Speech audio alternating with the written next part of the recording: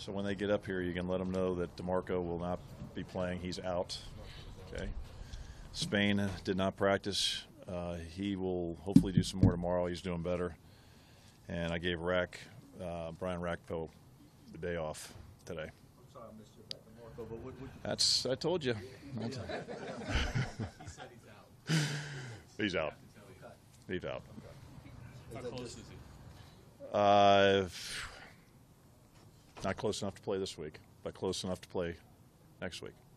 Okay. The guy that you got in there certainly proven capable of doing it. And what's his confidence level like coming off? Pretty good. I'd say it'd be hard not to be pretty confident for the game he had in the setting we were in. Did you guys put him in the situation to run harder than he did in Jacksonville last week, or was that on him? I think he learned a lot in that Jacksonville game with the number of carries he had. He saw some of the things that he missed by trying to bounce some things. He's had a lot of success bouncing some runs, but at some point you got to hit some of these holes that are there, and they're not big all the time. I think he saw that, and obviously he's a quick, fast learner.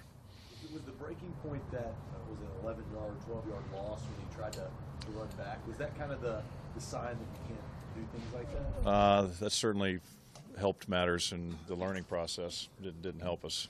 How much do you think DeMarco, I know he's rooting for his teammates, how much do you think he hates not really being a part of this? Oh, I pretty much tell you he's very disappointed, yeah. But he has been, I don't know if I've ever seen anybody work in a training room like he has to try to get better. Emotional decision today? Yeah, I mean, it is. I have a lot of respect for him.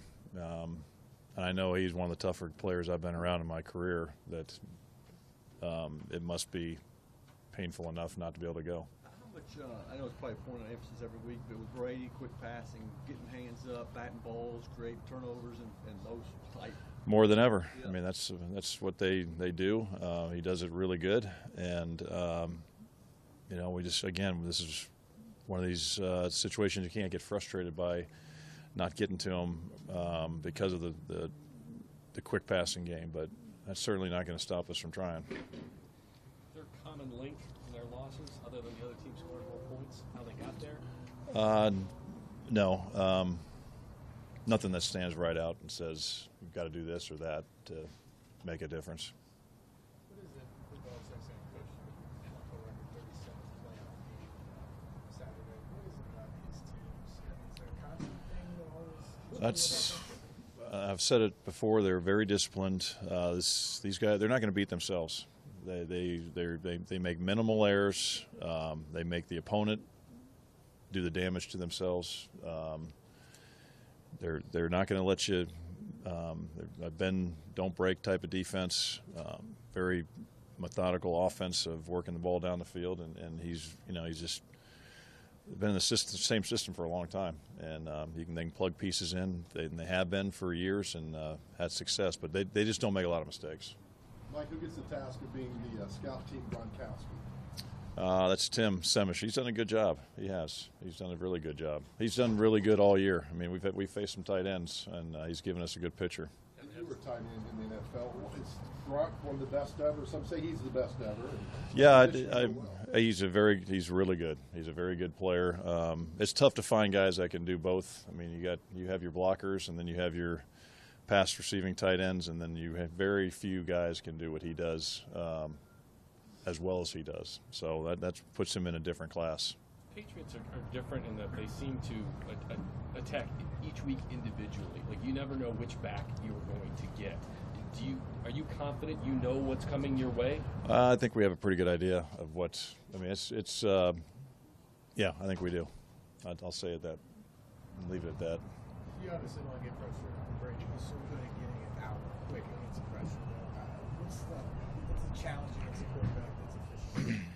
A lot of it's get your hands up.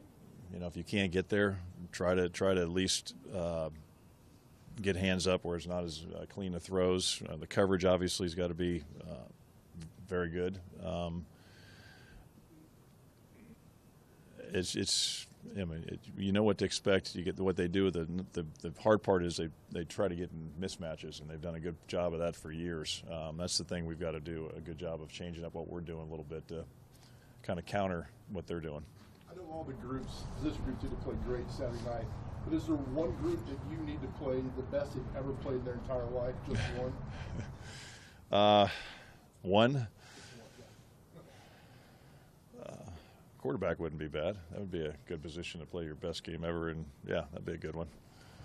Probably have the most confidence that he's one who could deliver on that too, right? Yeah, I mean, he's gotten last couple of games have been good for him, just confidence-wise and health-wise, and he's done some things that have helped us obviously put us in position to win the last two. They're also a good team at taking away what you're good at. Does that mean somebody that we haven't seen maybe a lot of has to deliver in a big way? I think everybody's got to play their best game. I mean, that's how it is when you get to this level and where you're at, and as you go up, there's minimal room for error, and I think everybody has to play at a high level and not make mistakes that can cost you. Not worried about the wow factor. I think some analysts said when teams go to Gillette in the playoffs, they get caught up in the wow factor. Are you worried about that? I wasn't until you just asked me that question.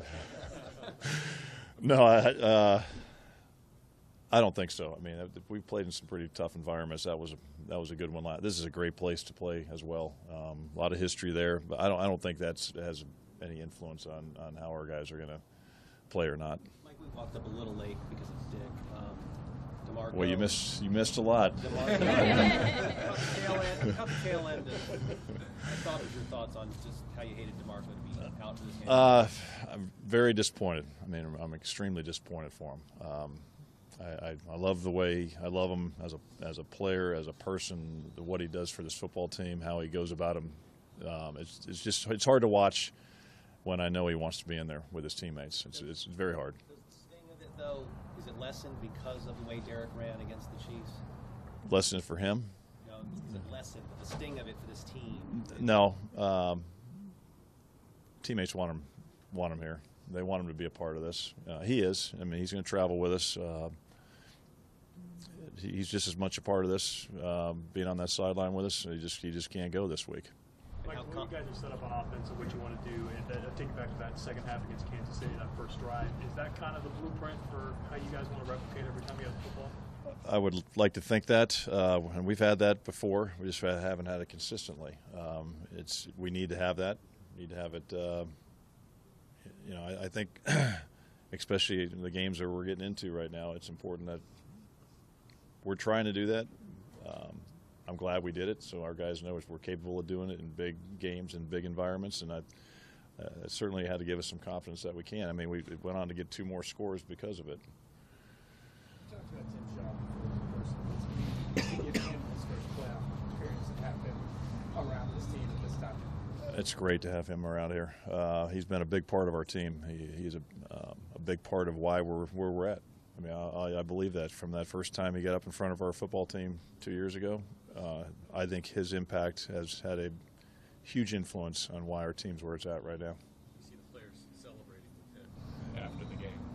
I mean, watch him out here. I don't know what when we get ready to after individual drill. If you watch our linebackers, D-line, they all rally around Tim. He gives them a word for the day, and they're off and going. And it's, I mean, the respect is out of this world for him, and I'm just glad he's a part of this.